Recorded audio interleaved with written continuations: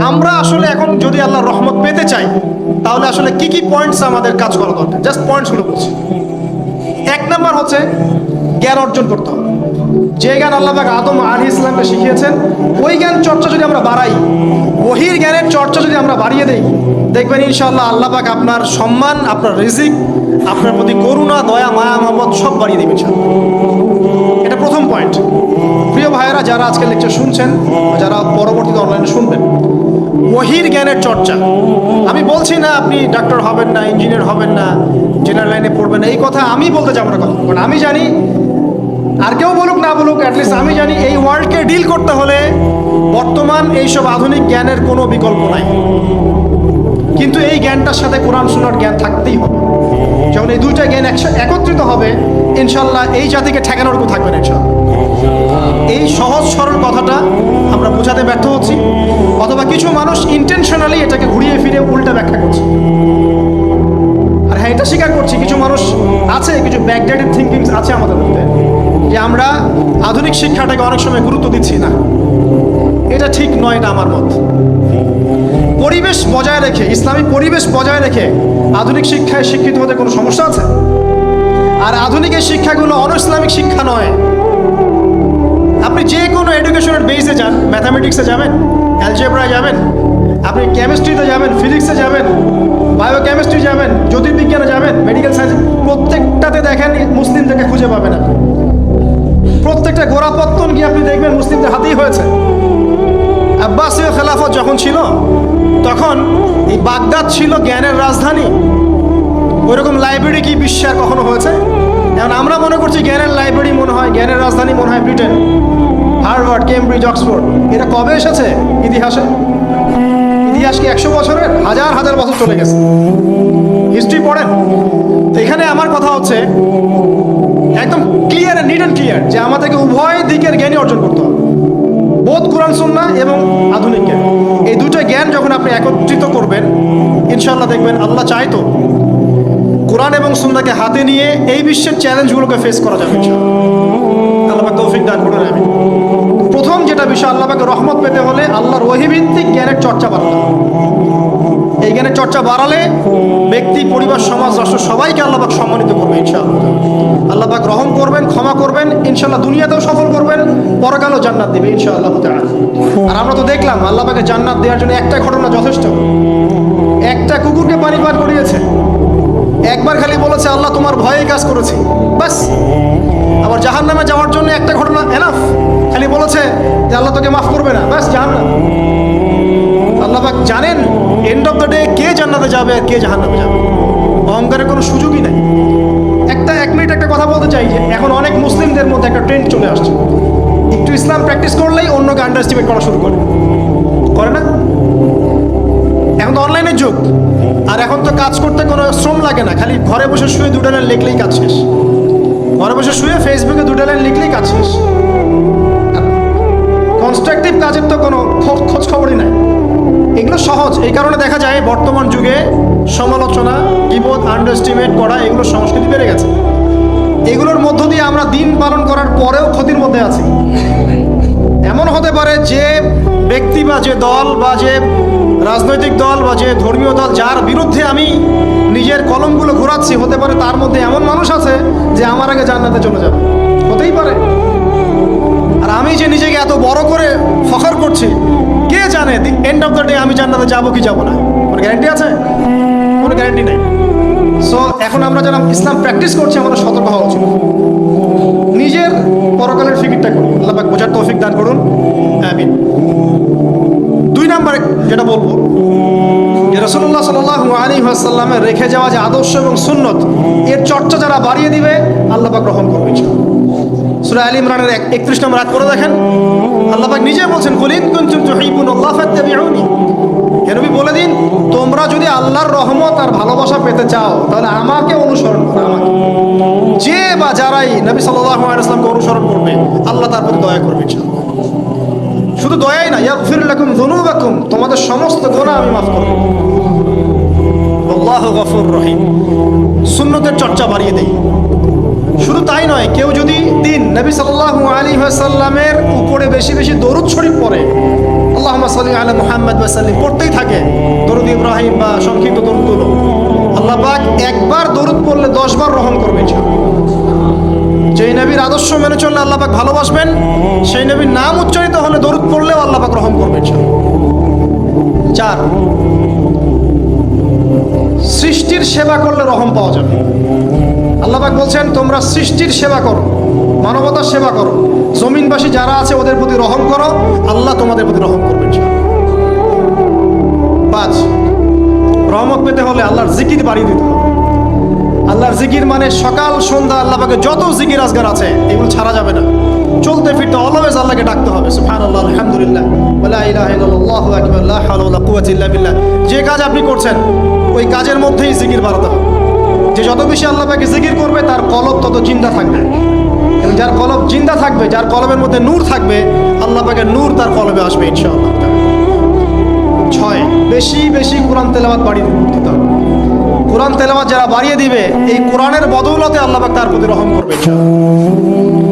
আরো বলবো 7 নাম্বার যে সালাত এর কোনো বিকল্প নাই। নবী সাল্লাল্লাহু আলাইহি ওয়াসাল্লাম ইন্তেকালের আগ মুহূর্তে বলে যাচ্ছেন আসসালাত ওয়াসসালাত ওয়া মা মালাকাত আইমানুকুম, নামাজের যত্ন নিও আর তোমাদের অধীনস্থ যারা আছে ওদের ব্যাপারে খেয়াল রেখো।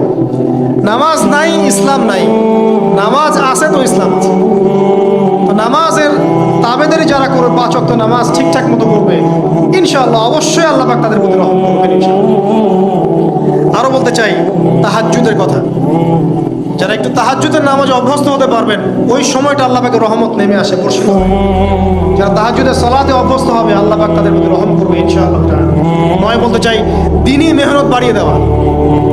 যাদের ফিকির দিনকে নিয়ে, কিভাবে আমি দিন পালন করব, কিভাবে দিনের প্রচার করব, দিনের জ্ঞান অর্জন করব, এর প্রসার ঘটাবো, দিনটাকে মানুষের কাছে পৌঁছে দেবো, এই ফিকির যাদেরকে তাড়িয়ে বেড়ায় ইনশাআল্লাহ আল্লাহ পাক ওদেরকে এই জমিনে রহম করবে ইনশাআল্লাহ। আল্লাহ পাক দাওয়াতি কাজ বাড়িয়ে দেন, দিনের ফিকির বাড়িয়ে দেন, ইনশাআল্লাহ তাআলা আল্লাহ পাকের রহমত পাওয়া যাবে ইনশাআল্লাহ। আরেকটা কথা আছে 10-এ গিয়ে বলবো, পিতামাতার খেদমতের কথা।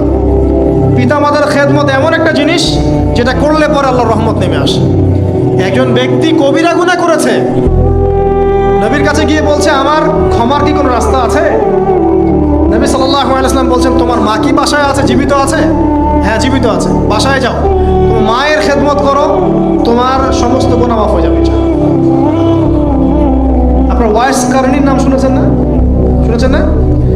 তাকে এত বড় মর্যাদা দেওয়া হবে কি আমাদের মাঠে। এর পিছনে কারণ কি জানেন?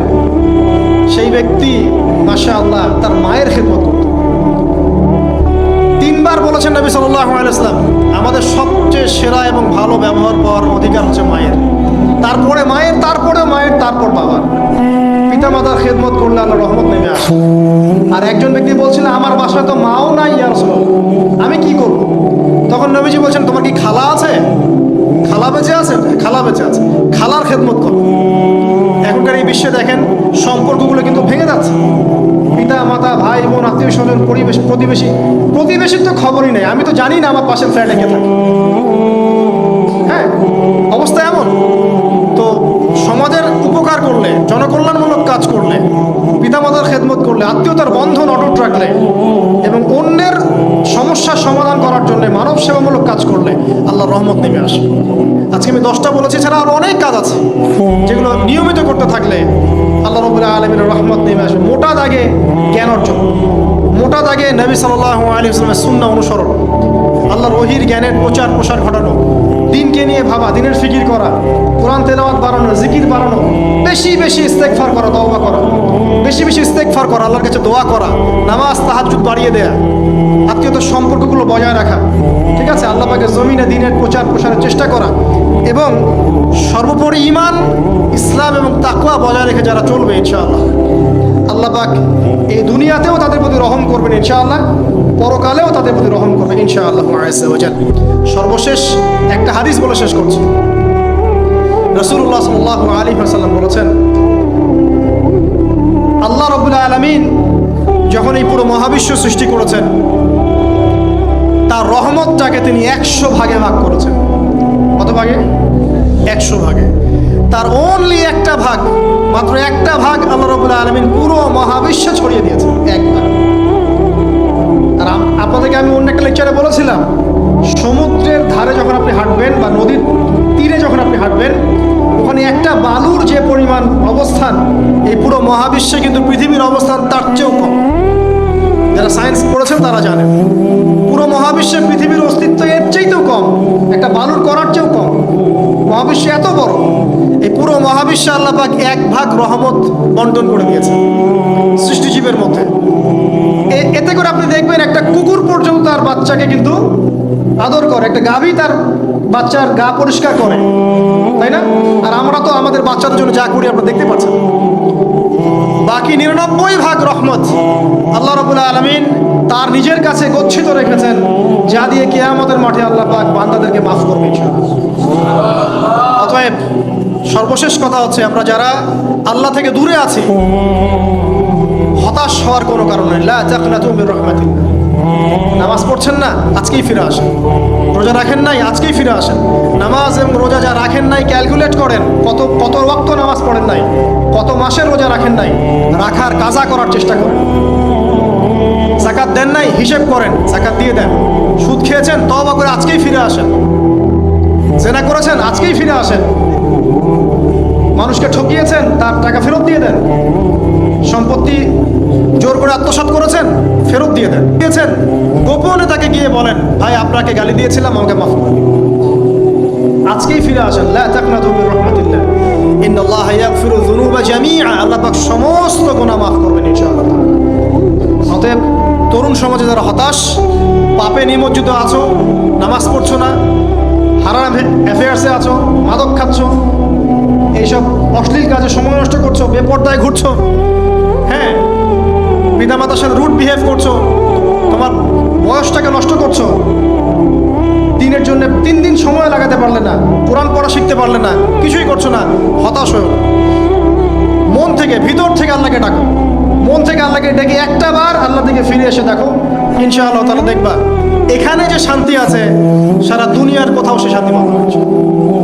এবং এই শান্তি নিয়ে তুমি যদি দুনিয়ার জীবন শেষ করতে পারো, তোমার কবর হবে শান্তিময়, তোমার হাসর হবে শান্তিময়, পুলসিরাত শান্তিময় হবে ইনশাআল্লাহ। হাসতে হাসতে তুমি জান্নাতে চলে যাবে ইনশাআল্লাহ। আমরা আজকের মতো এখানে শেষ করছি এই দোয়া করে, আল্লাহ রাব্বুল আলামিন আমাদের সবাইকে যেন রহম করেন এবং তার রহমত পাওয়ার জন্য যোগ্য হওয়ার তৌফিক আল্লাহ পাক আমাদেরকে দান করেন। এবং যেই কাজগুলো করলে পরে আল্লাহর রহমত থেকে মানুষ বঞ্চিত হয়, এই কাজগুলো দূরে থাকার তৌফিক আল্লাহ রাব্বুল আলামিন আমাদের সবাইকে দান করেন। আমিন। أقول قولي هذا أستغفر الله لي ولكم ولسائر المسلمين. بارك الله لنا ولكم بالآية الحكيم. إنه تعالى جواد كريم مبر رحيم. السلام عليكم.